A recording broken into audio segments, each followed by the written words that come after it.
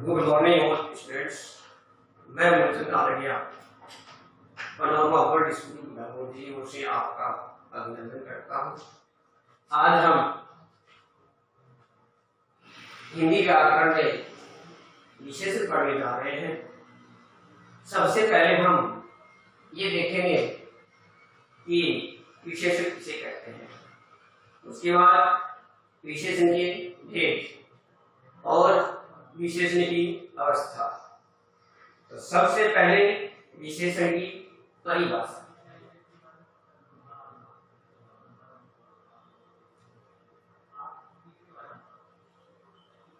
कि विशेषण किसे कहते हैं? विशेषण संज्ञा व सर्वनाम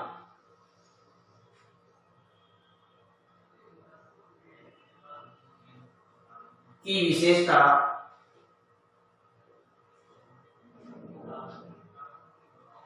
बताने वाले शब्दों को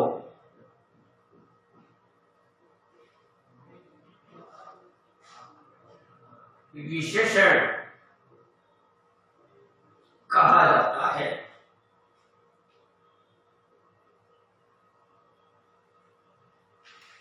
संज्ञा व सर्वनाम शब्दों की विशेषता बताने वाले संज्ञा व सर्वनाम की विशेषता बताने वाले शब्दों को विशेषण कहते हैं। जैसे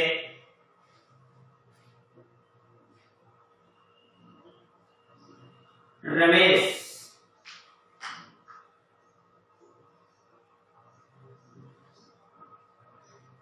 अच्छा लड़का है।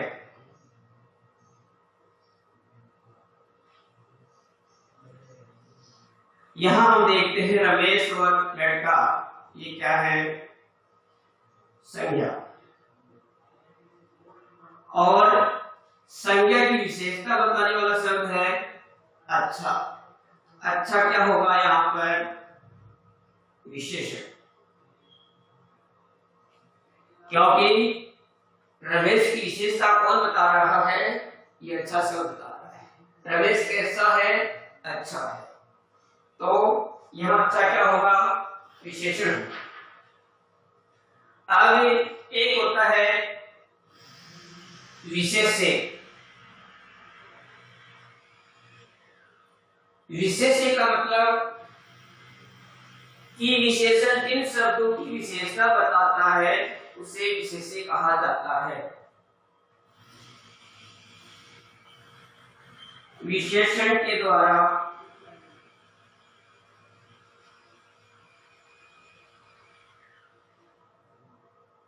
जिस शब्द की विशेषता बताई जाती है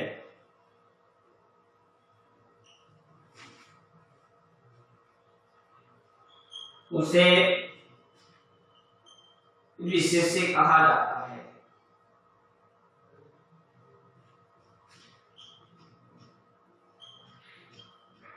जैसे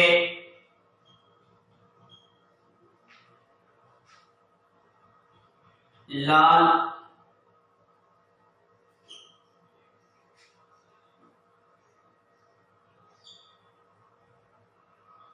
घोड़ा।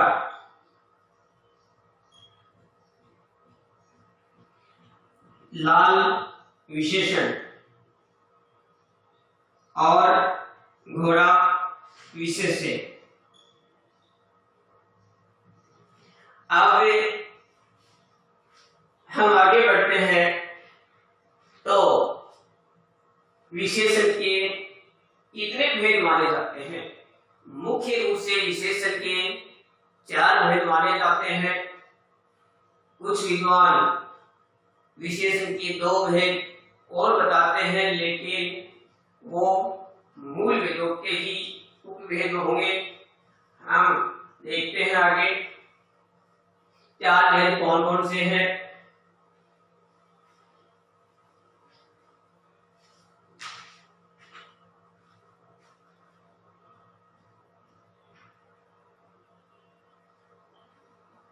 विशेषण के भेद, विशेषण के मुख्य रूप से चार भेद माने जाते हैं।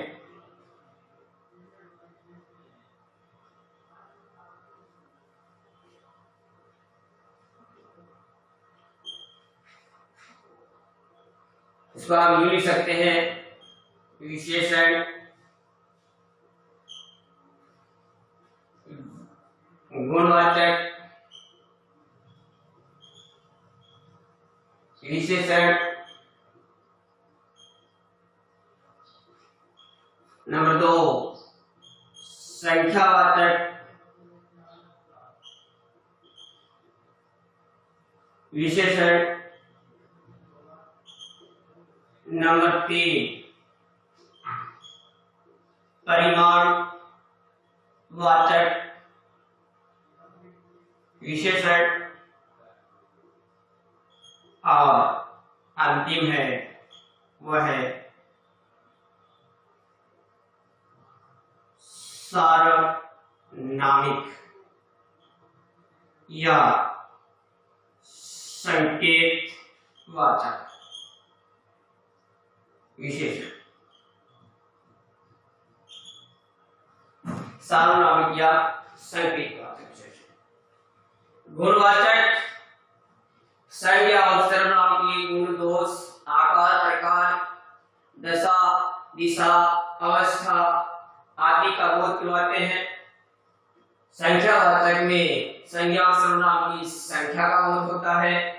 परिमाणवाचक में संज्ञा और सर्वनाम के माप तोल, आकार, माप तोल का बोध होता है। और सार्वनामिक या संकेतवाचक में कोई सार्वनामिक शब्द जब विशेषण की तरह प्रयुक्त होता है तो वह सार्वनामिक विशेषण माना जाता है। आप उनकी डिटेल देखते हैं, उनका आगे देखते हैं।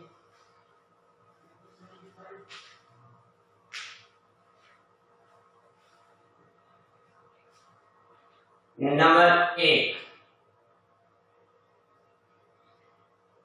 गुणवाचक विशेषण।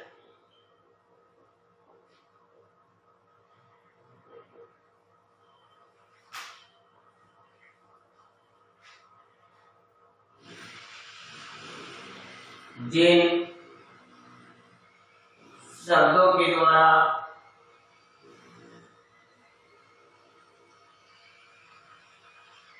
संज्ञा या सर्वनाम के गुण, दोष, आकार, प्रकार, दशा, दिशा, रंग, रूप आदि का बोध होता हो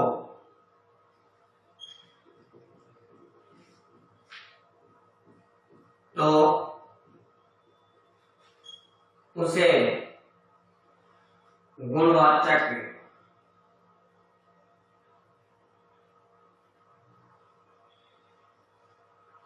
विशेषण कहते हैं।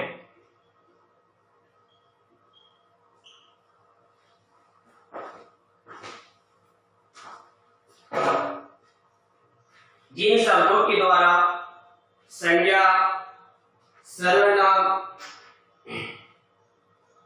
के गुण, दोष, आकार, प्रकार, दशा, दिशा, रंग, रूप आदि का बोध होता है वहां गुणवाचक विशेषण माना जाता है।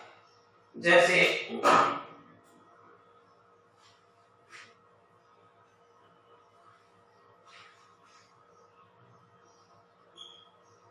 जैसे रामचंद्र जी श्रेष्ठ राजा थे। यहाँ ये उनके गुण को दर्शाता है। रावण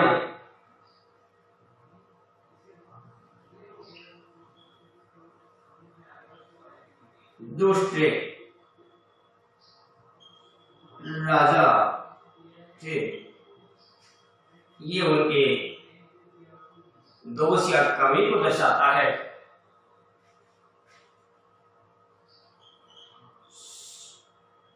सुंदर बालक, ये उनके रूप को दर्शाता है।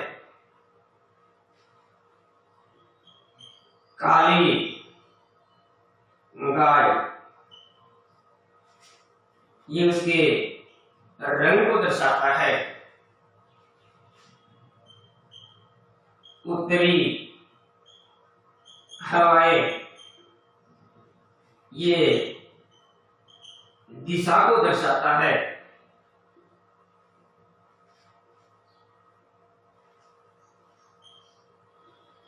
फटी साड़ियां, ये दशा को दर्शाता है।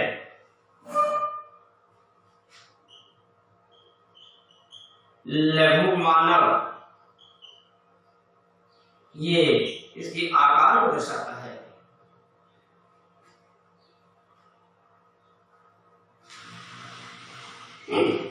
इसके बाद नंबर 2 पर चलते हैं। संख्यावाचक विशेषण। संख्यावाचक विशेषण किसे कहते हैं? जिन शब्दों के द्वारा संज्ञा व सर्वनाम के संख्या का बोध होता हो, वो संख्यावाचक विशेषण कहलाता है। संख्या दो तरह की होती है। एक निश्चित संख्या होती है, एक अनिश्चित संख्या होती है। संख्या की निश्चितता के आधार पर संख्यावाचक विशेषण के दो भेद किए जाते हैं। निश्चित संख्यावाचक विशेषण तथा अनिश्चित संख्यावाचक विशेषण। जिसकी संख्या निश्चित होती है वो निश्चित संख्यावाचक विशेषण होता है। जिसकी संख्या निश्चित नहीं होती वो अनिश्चित संख्यावाचक विशेषण होता है। देखते हैं, हम आगे बढ़ते हैं।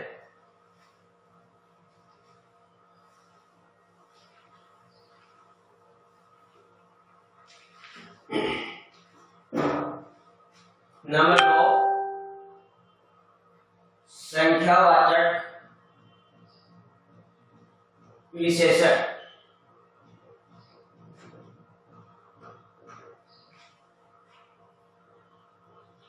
जिन शब्दों के द्वारा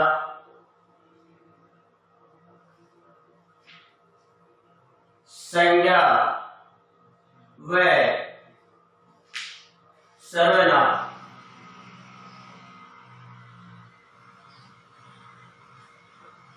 की संख्या का बोध होता है,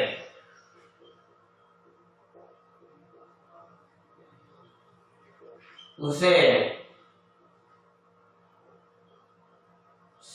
संख्यावाचक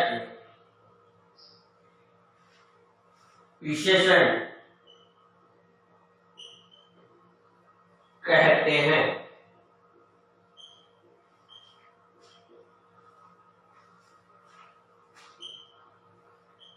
संख्या की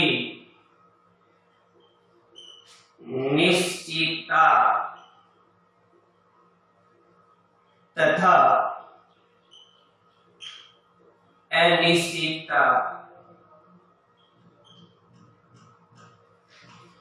के आधार पर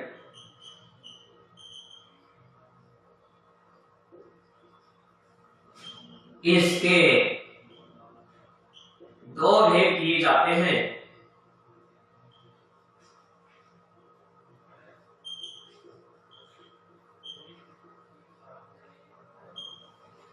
एक निश्चित संख्या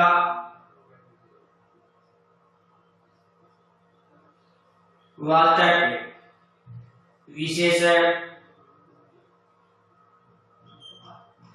तथा दूसरा अनिश्चित संख्या वाचक विशेषण।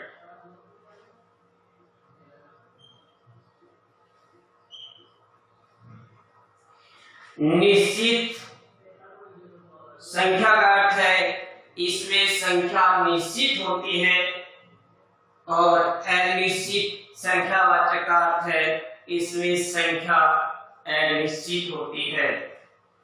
जैसे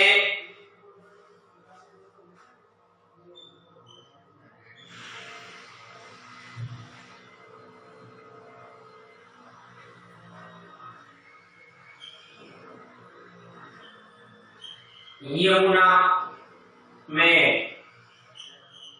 आई बाढ़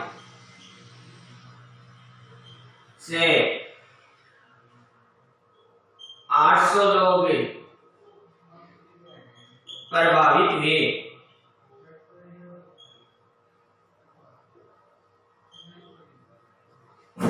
ये संख्या ये निश्चित संख्या है, और संख्या निश्चित होती है तो वहां निश्चित संख्यावाचक विशेषण होता है। दूसरा उदाहरण इसी को हम रिपीट करते हैं। यमुना में आई बाढ़ से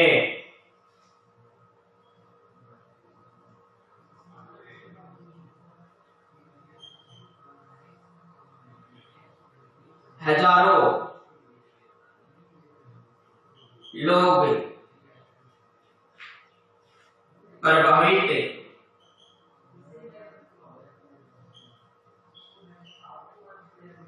हुए। अब यहाँ संख्या निश्चित नहीं लिखी है, हजारों तो है, लेकिन कितने हजार हैं ये दे नहीं लिखा है, और आप निश्चित नहीं हो रहा है कि कितने हजार हैं, तो ये संख्या कैसे हो जाएगी? ये संख्या होगी अनिश्चित, और इस आधार पर हम इसको कहेंगे अनिश्चित संख्यावाचक विशेषण। इस प्रकार विशेषण के दो भेद पूरे होते हैं। अब अगला है परिमाणवाचक विशेषण।